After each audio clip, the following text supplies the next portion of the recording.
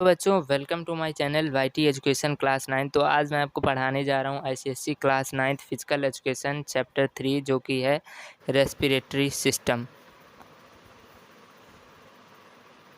तो जैसा कि बच्चों हमें पता है कि रिक्वायरमेंट ऑफ ऑक्सीजन हमारे लिए बहुत ही इंडिस्पेंसिबल है, मतलब कि इसके बिना हम रह ही नहीं सकते। अगर हमें 4-5 मिनट के लिए भी ऑक्सीजन ना दिया जाए, अब जैसे मतलब अगर तुम जाड़े में जैसे कम्बल ओढ़ते हो और कम्बल बहुत देर के लिए ओढ़ लेते हो तो क्या होता है, उसमें कार्बन डाइऑक्साइड हम देते रहते हैं, एक्सेल करते रहते हैं, पर ऑक्सीजन इनहेल नहीं करते। तो इस वजह से क्या होता है कि हमारी सांस एक तरीके से लगता है फूलने लगी है।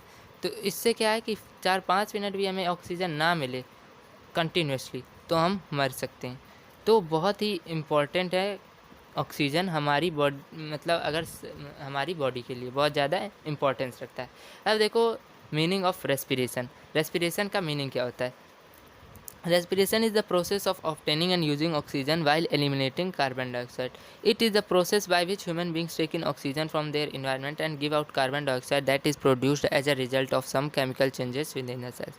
अब देखो, जो हम ऑक्सीजन, रेस्पिरेशन का मतलब होता है कि ऑक्सीजन लेना और कार्बन डाइऑक्साइड को एलिमिनेट करना। अब ऑक्सीजन जो हम लेते हैं वो इन्वायरमेंट से लेते हैं, प्लांट पेड़ पौधे देते हैं हमें ऑक्सीजन दिन में, तो हम उसे लेते हैं। और फिर कार्बन डाइऑक्साइड हम एक्सहेल करते हैं as a result of some chemical changes with the cell. Carbon dioxide हमारी बॉडी से बाहर निकलता है as a result of some chemical changes with the cell. कुछ बॉडी में हमारी केमिकल चेंजेस होती है। अब देखो, जिस सिस्टम में ह्यूमन बींग्स मतलब इनहेल करते हैं ऑक्सीजन और एक्सहेल करते हैं कार्बन डाइऑक्साइड, उसे हम बोलते हैं ह्यूमन रेस्पिरेटरी सिस्टम।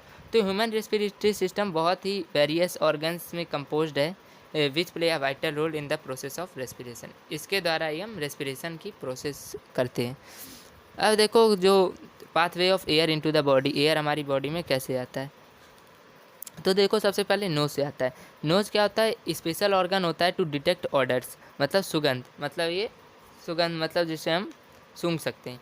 फिर it has a significant role in respiration, very significant role होता है क्योंकि इसके द्वारा ही हम फिर नाक के द्वारा फिर आगे के पार्ट्स में जाएगी ऑक्सीजन या एयर बोल सकते हो। तो it consist of 2 parts. Nose के 2 पार्ट्स होते हैं, एक्सटर्नल फीचर होता है और एक इंटरनल कैविटी या नेसल कैविटी भी बोल सकते हो।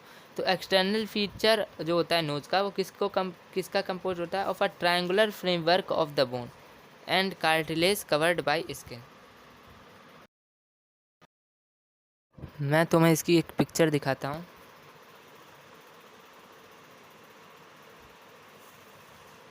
देखो एक second.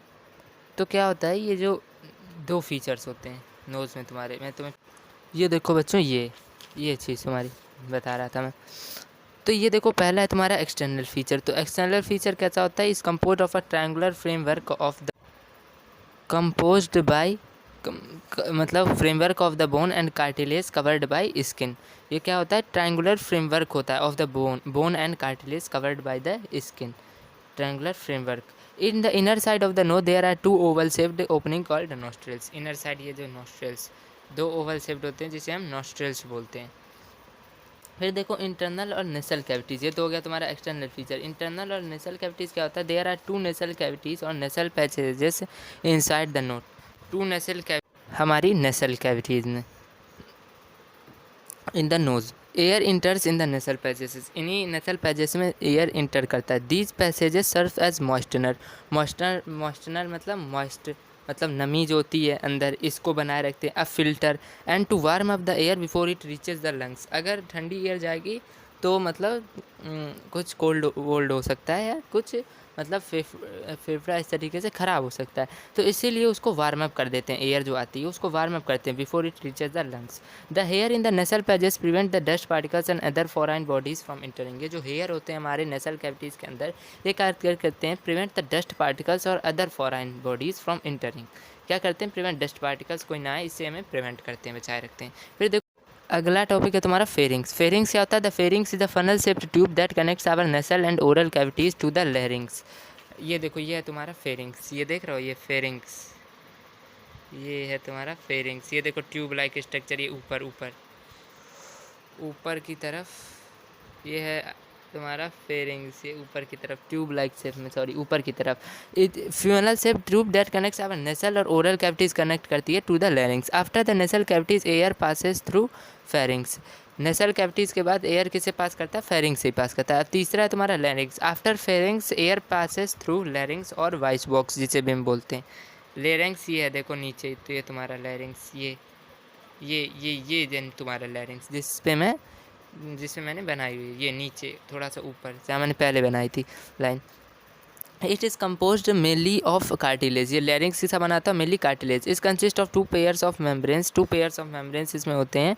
Air causes the vocal cords to vibrate. Vocal cord जिससे हम बोलते हैं, मतलब एयर के वजह से ही हम बोलते हैं। एयर आती है तभी हम बोलते हैं, और कोई मर जाता है तो वहीं इसलिए नहीं बोलता है क्योंकि एयर उससे जाती ही नहीं है अंदर, तो इस वजह से हम बोल पाते हैं। अब देखो अगला टॉपिक है तुम्हारा ट्रैकिया। ट्रैकिया क्या होता है, after larynx air passes into trachea that is also named as wind pipe, जिसे हम विंड पाइप भी बोलते हैं। ये देखो विंड पाइप, ये देखो नीचे की तरफ।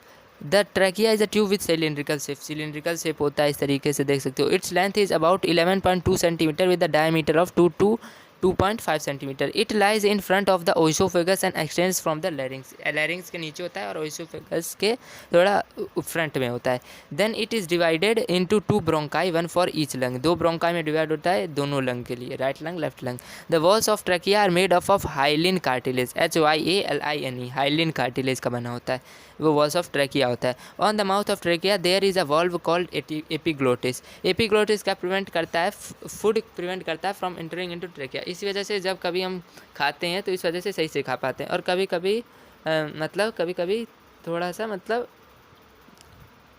खाना जब मतलब हमारी नसल कैविटी या बोल सकते हो एयर पैसेज में पहुंच जाता है, तो इस वजह से हमें थोड़ी प्रॉब्लम हो जाती है खाते वक्त, इसी वजह से। तो देखो इसी से एपिग्लोटिस हमें प्रिवेंट करता है। अब अगला टॉपिक है तुम्हारा ब्रोंकाई। ब्रोंकाई क्या होता है, ये है बच्चों तुम्हारा ब्रोंकाई। ये नीचे देख रहे हो ये स्ट्रक्चर, ये है तुम्हारा ब्रोंक। तो there are 2 bronchi that branch off from the trachea. 2 bronchi होते हैं ब्रंक ऑफ फ्रॉम ट्रैकिया, ये है एक और ये है कि 2 bronchi. These structures are refer to as the right and left primary bronchi. Right से राइट ब्रोंकाई बोलते हैं अपोजिट डायरेक्शन, और ये इसे लेफ्ट ब्रोंकाई बोलते हैं। The primary bronchi branch off into bronchial tree. ये किस में चले जाते हैं, फिर ब्रोंकियल ट्री में चले जाते हैं। Where air passes through the secondary bronchi which enters the lobes within the lungs. जिसके वेयर एयर पासेस, जहाँ पे ब्रोंकियल ट्री में ही एयर पर कहाँ पास करता है, through the secondary bronchi which enters the lobes within the lungs. Lobes के द्वारा लंग्स में पहुँचता है। आफ्टर दैट उसके बाद कहाँ पहुँचता है air, tertiary bronchi which are further small passes. उसके बाद स्मॉल मतलब टर्सरी ब्रोंकाई में पहुंच जाता है। फिर उसके बाद ब्रोंकियोलस अगला टॉपिक है। Bronchioles are the finest conducting pathways within the respiratory system. ये देख रहे हो ये जो स्ट्रक्चर है, ये तुम्हारी bronchioles are the finest conducting pathways within the respiratory system. These bronchioles are the last pathway for air before it reaches the alveoli. ये लास्ट पाथवे जो होता है for air before it reaches, इसके बाद air कहाँ पहुँच जाता है, एल्वियोली में पहुँच जाता है। Where it is combined with blood, उसके बाद ये ब्लड के साथ कंबाइन कर लेता है। From here blood is first pumped back to the heart. इसके बाद ब्लड कहाँ सबसे पहले पहुँचता है, pumped back to the heart. After that the oxygenated blood is circulated throughout the body. उसके बाद पूरी बॉडी में ऑक्सीजनेटेड ब्लड सप्लाई होता है हमारी बॉडी में एयर के द्वारा। फिर देखो अगला टॉपिक है तुम्हारा लंग्स। अब देखो ह्यूमन बॉडी में 2 लंग्स होते हैं, 2 lungs are the vital organs for expiration. इसके बिना मतलब रेस्पिरेशन हो ही नहीं सकता। These are cone shaped organs with the apex. Lung क्या होते हैं, cone shaped organs with the apex above. Cone shaped, ये देख रहे हो लंग्स, ये cone shaped organs with the apex above, ये देखो एपेक्स, ये इस तरीके से। फिर क्या है, the base of the lungs lies resting on the floor of the thoracic cavity on the diaphragm. ये देखो डायफार्गम है, ये नीचे थोरैकिक कैविटी, इस पे ये लाई कर रहा है lungs. The lungs are divided into lobes by fissures. Lungs किसमें डिवाइड होता है, ये देखो upper lobe lower lobe, upper lobe middle lobe lower lobe. ये राइट लंग है और ये तुम्हारा लेफ्ट लंग है, ये ऊपर भी देख सकते हो। फिर क्या है, the left lung has 2 lobes and right lung has 3 lobes. Each of these lobes is composed of many lobules. बहुत ही इसमें lobes में भी बहुत ही lobules होता है. A small bronchial tube enters the each lobule and it divides and subdivides its walls thinner and finally and in the alveoli. इसके बाद ये एल्वियोली में चला जाता है। कौन? ब्रोंकियोल्ट्री। इसमें लंग्स में सब डिवाइड होके लोब्यूल्स बना के।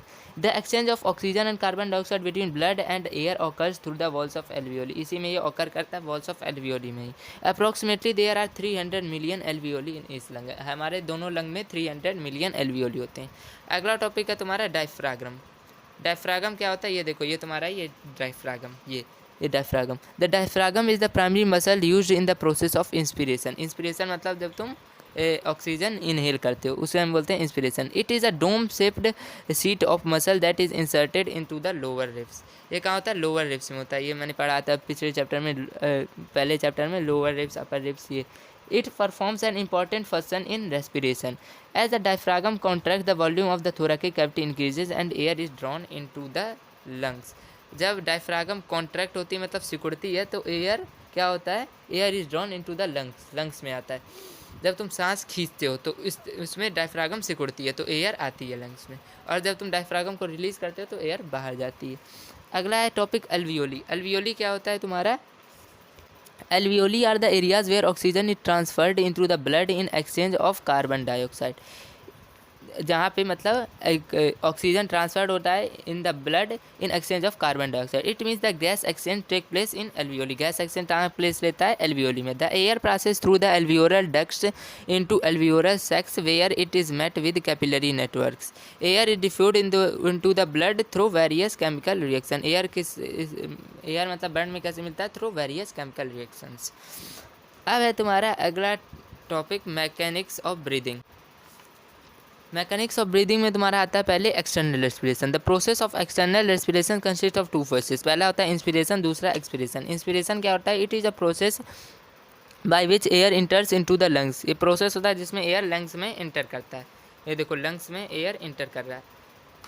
फिर in this process intercostal muscles and diaphragm play a very significant role. बहुत ही इंपॉर्टेंट रोल प्ले करते हैं। कौन? इंटरकोस्टल मसल्स और डायफ्रागम।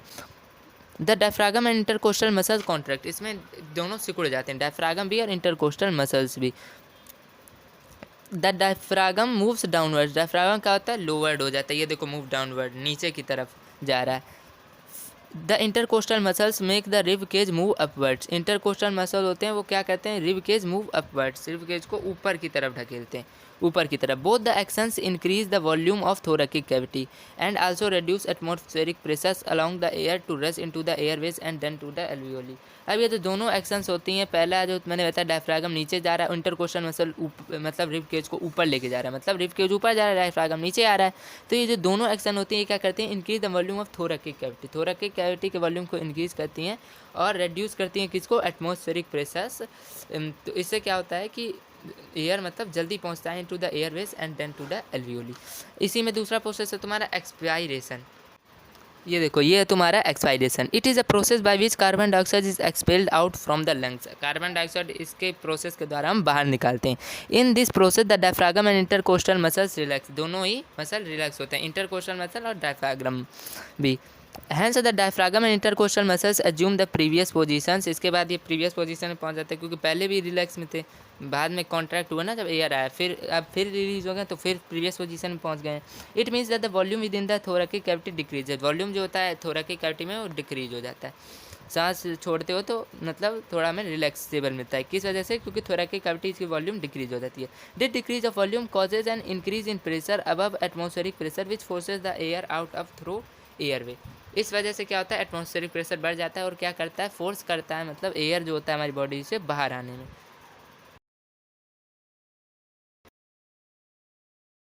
देखो आगे है तुम्हारा in the process of inspiration generally 79% nitrogen, 20% oxygen and 0.04% carbon dioxide and water vapour are inhaled, while in the process of expiration 79% nitrogen, 16% oxygen, 4% carbon dioxide and water vapours are exhaled.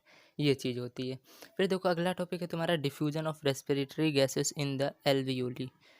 अब देखो इसमें क्या है, तो देखो जैसा कि हमें पता है कि हमको ऑक्सीजन चाहिए होती है from the air into the blood में, और उसी सेम टाइम में हमें रिमूव भी करना होता है carbon dioxide from the blood into the air. तो इसे क्या कहते हैं? हम गैस एक्सचेंज बोलते हैं।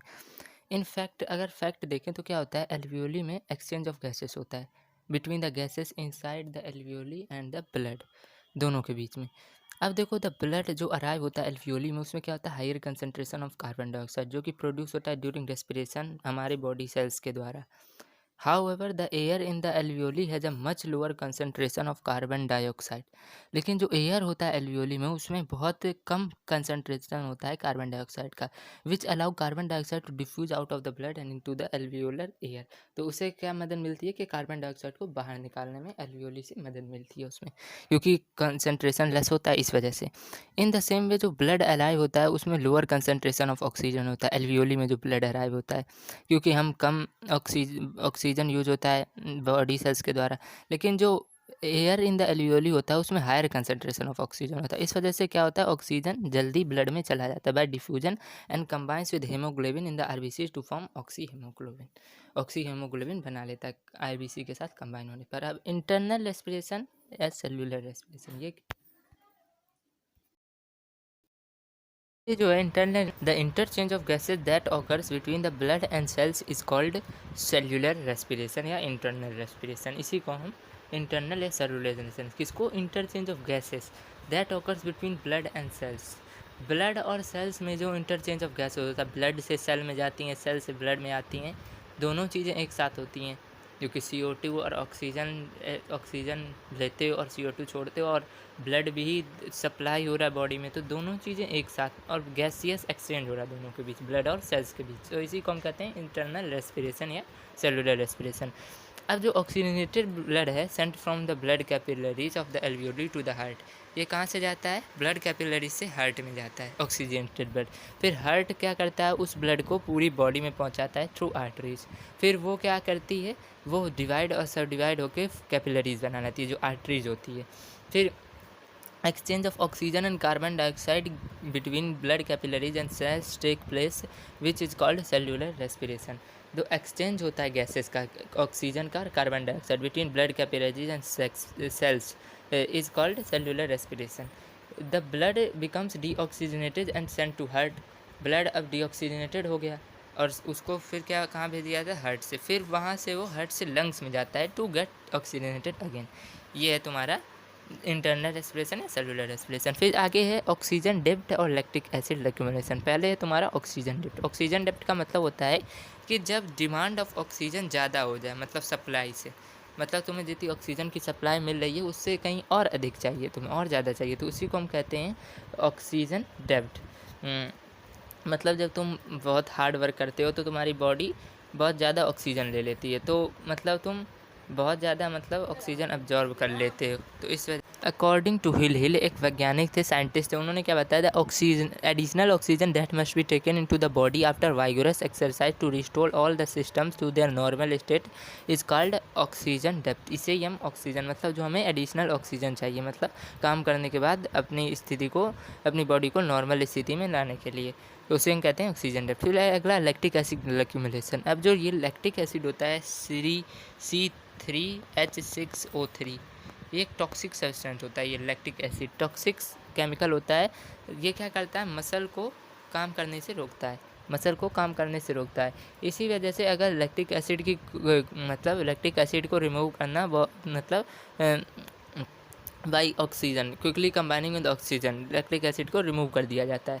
अगर लैक्टिक एसिड ज़्यादा हो जाए तो इस वजह से ये क्या करती है कि मतलब लैक्टिक एसिड ज़्यादा हो जाती है तो मसल को रोकती है काम करने से। तो अब देखो लैक्टिक एसिड फॉर्म्ड हो जाता है, क्यों, due to lack of sufficient oxygen to release the required energy to the muscles through aerobic respiration. अब ऑक्सीजन कम हो गई तो लैक्टिक एसिड बढ़ गया, लैक्टिक एसिड बढ़ गया तो लैक्टिक एसिड ने क्या कर दिया, ओवर वर्क। हमें लगता है कि हमने ज़्यादा वर्क कर लिया, कुछ वर्क नहीं। अब अगर वो एक्यूमुलेटेड हाई क्वांटिटी में एक्यूमुलेट हो जाता है तो क्या होता है, मसल रुक जाती हैं काम करना जब तक कि ऑक्सीजन की सप्लाई फिर से सामान्य स्थिति में नहीं आ जाती। फिर अगला है मीनिंग ऑफ सेकंड विंड। अब जब कभी हम वाइगोरस एक्टिविटी करते हैं, जैसे participate in long distance races, play football, hockey, cricket या ये सब चीज़ें खेलते हैं, तो क्या होता है कि हमें थोड़ी देर के लिए हम सेंस ऑफ डिस्कम्फर्ट फील कर लें, थोड़ा थके हुए, टायर्ड। तो इस वजह से क्या होता है, हमें प्रॉब्लम होती है वाइल इनहेलिंग में हमें प्रॉब्लम होती है। तो हमें क्या लगता है कि हमें ये इमीडिएटली ये काम छोड़ देना चाहिए। इमीडिएटली ये काम पर तुरंत फिर माइंड में आता है कि नहीं, ये काम हमें करना चाहिए। अब जैसे क्रिकेट खेलो तो लगता है कि हाँ, हमें काम करना चाहिए। कुछ रन बना लिया तो फिर लगता है कि हाँ, तो बनाते रहना चाहिए, पर फिर हम थक भी रहे हैं। तो इसी टर्म को कहते हैं हम सेकंड विंड बोलते हैं, जिसमें कि मतलब बहुत दूर की रेसेस हो गई, क्रिकेट हो गया, इन सब चीज़ों में क्या होता है कि मतलब हम थक जाते हैं वाइल इनहेलिंग नहीं कर पाते, बहुत ज़्यादा थक जाते हैं। फिर भी हमारी मेंटल स्थिति ये होती है कि हमें मतलब टॉप परफॉर्मेंस के लिए परफॉर्म करते रहना है अभी। फिर अगला है vital capacity and tidal volume. Vital capacity क्या है? It is the amount of air which an individual can inhale and exhale with maximum effort. जो हम इनहेल करते हैं एयर, अमाउंट ऑफ एयर मतलब मैक्सिमम एफर्ट के साथ, और एक्सहेल भी करते हैं। Its capacity varies from 3000 cc to 4600 cc in normal adult. Normal adult में ये 3000 सीसी से 4600 सीसी तक होता है। It is the sum of tidal volume, inspiratory reserve volume and expiratory reserve volume. ये किसका सम होता है? Tidal volume, inspirative reserve volume और एक्सपिरेटरी रिजर्व वॉल्यूम का। With regular exercise a person capacity में इंक्रीज अप टू 5500 सीसी। अगर तुम regular exercise कर रहे हो तो उससे क्या होता है कि तुम्हारी जो कैपेसिटी है, वाइटल कैपेसिटी, वो बढ़ सकती है 5500 सीसी तक। फिर अगला tidal volume. Tidal volume is the lung volume representing the normal value of air displaced between normal inhalation and exhalation when extra effort is not applied.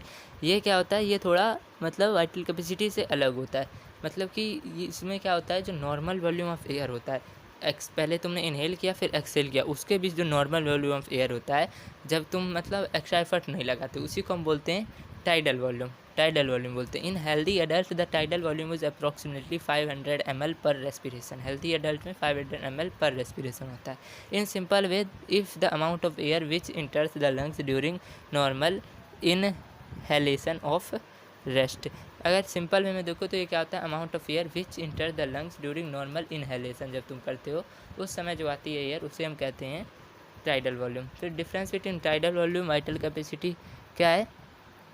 Tidal volume है amount of air exchange during the normal inspiration and expiration, whereas vital capacity is the maximum amount of air that can be expired after the deepest possible inspiration. Tidal volume की approximately 500 ml capacity होती है, whereas vital capacity varies from 3000 to 4600 ml या cc बोल सकते हो। फिर benefits of exercise on respiratory system. Strong will power मतलब कुछ करने की इच्छा हमारी मजबूत होती है, हम ज़्यादा मतलब कर पाते हैं कुछ भी चीज़, कोई भी काम को। Increase in tidal air capacity. Tidal air जो कैपेसिटी है वो हमारी बढ़ती है। टाइडल एयर क्या होता है? Tidal air is the amount of air that flows in and out of the lungs in each quite respiratory movement. Decrease in rate of respiration में डिक्रीज होता है।